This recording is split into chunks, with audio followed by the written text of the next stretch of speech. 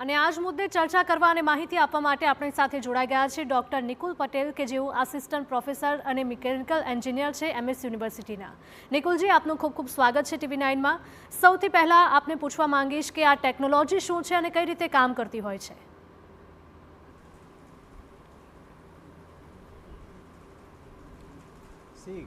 Marine એન્જિનિયરિંગની doctor Nikul, આપને મારો અવાજ આવી રહ્યો છે?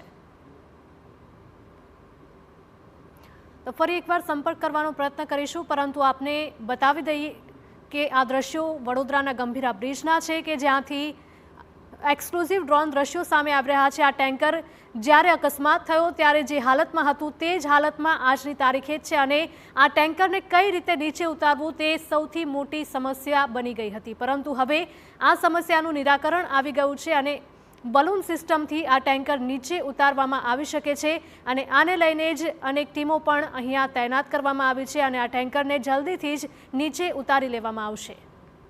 પ્રથમ એર બલૂન તૈયાર કરી દેવામાં આવ્યું છે। તો આપણી સાથે ડોક્ટર નિકુલ પટેલ જોડાઈ ગયા છે। નિકુલજી, આપનું સ્વાગત છે TV9માં। સૌથી પહેલાં સમજવા માંગીશ કે આ બલૂન ટેકનોલોજી છે કઈ રીતે કામ કરતી હોય છે?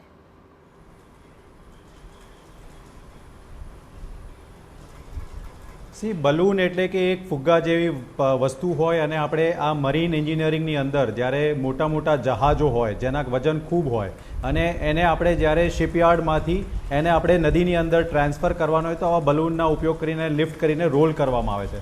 આજે આપણો જે અહીંયા ટ્રક જે છે એ લટકેલી હાલતમાં બ્રિજ ઉપર છે, એટલે સૌ પ્રથમ તો આ બ્રિજ ઉપરના ટ્રકને દોરડાઓથી સિક્યોર કરી એની નીચે બલૂન ઇન્ફ્લેટ કરવામાં આવશે। એટલે બલૂન જે ઇન્ફ્લેટ થશે એના લીધે જે ટ્રકનો જે વજન છે, એપેરેન્ટ વજન, એ થોડો ઓછો ફીલ થશે ને જ્યારે એને રોલ કરવાનું આવશે તો યોગ્ય પ્રમાણમાં બલૂનો ગોઠવીને એને જે રીતના રોલ કરવામાં આવશે તો કોઈપણ જાતના ક્રેનના મદદ વગર તમે એને યોગ્ય બ્રિજ ઉપર લાવી શકીશો એવું મારું સ્પષ્ટ માનવું છે। બિલકુલ, આ ટેન્કરને નીચે ઉતારવા માટે શું આ એકમાત્ર જ ઉપાય હતો એવું આપને લાગી રહ્યું છે કે અન્ય કોઈ બીજી પણ ટેકનિક હતી કે જેના ઉપયોગથી આપણે આ ટેન્કરને નીચે ઉતારી શકીએ?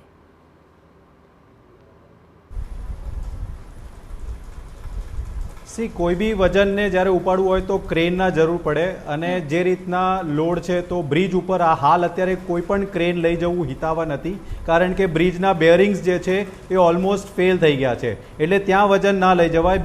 બીજી રીતે આપણે એને નદીના પટમાં રસ્તો બનાવીને ત્યાં બી ક્રેન મૂકી શકીએ, પરંતુ જે બ્રિજની હાઇટ છે એટલી બધી છે કે ત્યાંથી બી લોડ લિફ્ટ કરવું એ હિતાવહ નથી અને નદી એકદમ કાંસવાળી છે જેથી ત્યાં જમીનનું તમને સ્ટેબિલિટી ના મળે। આ બંને પેરામીટર્સ વિચારીને ત્યારબાદ અત્યારે હાલ જે મરીન એન્જિનિયરિંગને જે આ ટાસ્ક આપવામાં આવ્યો છે એવું મારું સ્પષ્ટ માનવું છે કે શિપ જેટલા મોટા હેવી લોડ્સને જો આપણે હલાવી શકીએ છીએ તો હવાના બલૂન ટ્રકની નીચે જ્યાં લટકેલા પરિસ્થિતિ છે ત્યાં જો ઇન્ફ્લેટ કરીને ભરવામાં આવે તો ટ્રકનું જે વજન થોડું જે ફીલ છે ઓછું થશે ને એના લીધે એને સરળતાથી ધક્કો મારી શકાશે। પરંતુ આમાં ધ્યાન એ રાખવાનું છે કે બલૂનના જે ઇન્ફ્લેશન છે એ બ્રિજ જે અત્યારે હાલ સ્થિત છે એના લેવલ સુધી તમારે ટ્રકને લાવવો પડે તો જ તમે એના ધક્કો સારી રીતે મારીને એને વિધાઉટ એની ક્રેન બ્રિજના સતહ સુધી લાવી શકીશો।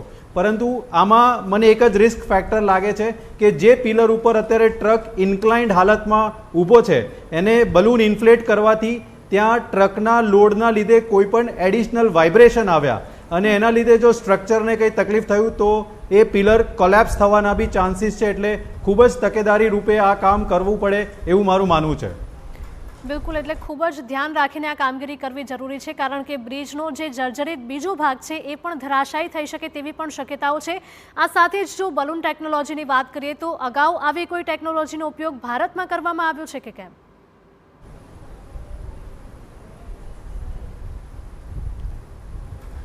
આ રીતના પરિસ્થિતિ કોઈ પણ ટ્રક કોઈ બ્રિજ ઉપર આ રીતના ફસાયો હોય એવું મારા ધ્યાન પર નથી, પરંતુ ડેફિનેટલી મેં કીધું એ પ્રમાણે મરીન એન્જિનિયરિંગની અંદર મોટા મોટા જહાજો જેના વજન આ ટ્રક કરતાં બી ઘણા વધારે હોય એને મૂવ કરવા માટે અને એને લિફ્ટ કરવા માટે ડેફિનેટલી આ ટેકનોલોજીના ઉપયોગ થયા છે।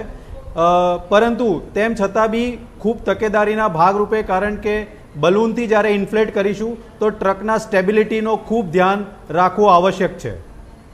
બિલકુલ, આપ અમારી સાથે જોડાયા અને ચર્ચા કરી તથા માહિતી આપી તે બદલ આપનો ખૂબ ખૂબ આભાર.